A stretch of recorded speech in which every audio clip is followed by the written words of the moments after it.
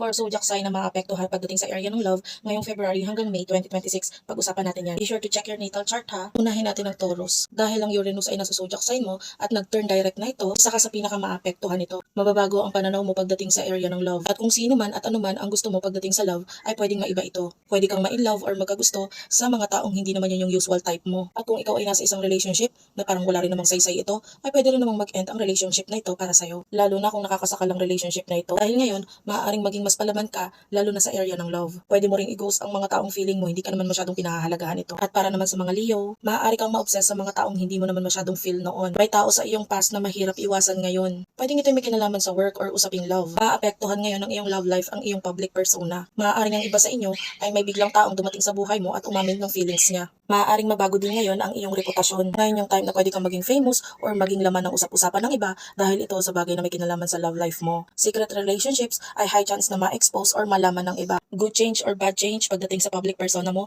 ay high chance ngayon. So good luck sa'yo Leo. Para naman sa'yo Scorpio, usaping love, partnership, relationship, marriage ang maapektuhan sa'yo nitong placement ng Uranus. Kung ikaw ay nasa isang relasyon, either mabilisan na mag-level up ito or biglaan din ang pagbagsak nito para sa'yo. Hindi mo na kasi may kakaila sa sarili mo na okay ka lang o ang pinakarelasyon na ito. Maaaring dahil nagkaroon ng mga pagbabago pagdating sa iyong boundaries. Isa pa sa ikakagulat mo ay dahil maaaring may taong handang ipaglaban ka. Ito ay dahil ngayon ay hindi ka na naghahabol sa kanya. Maaaring umamin sa'yo ang taong ito at nasa sa'yo na yon kung paano mo i-work out ang connection ninyo. Aquarius, para naman sa'yo, ang maapektuhan ng Uranus ay ang area ng home mo. Mga bagay na may kinalaman sa iyong memories, patterns, childhood mo, or past lovers mo. Ang ilan sa inyo ay maaaring maka-experience ng pagbabalik ng mga tao na may kinalaman sa nakaraan mo. Matitrigger din sa iyo yung feeling na parang alam mo na talaga na mangyayari ito. Kumbaga parang deja vu, ganun. Nasa sa inyo na yon. Kasi ang iba sa inyo pwede mo pagdesisyonan ang pakikipag-live-in o para naman sa iba ay maisipang lumayo at umiwas sa taong ito.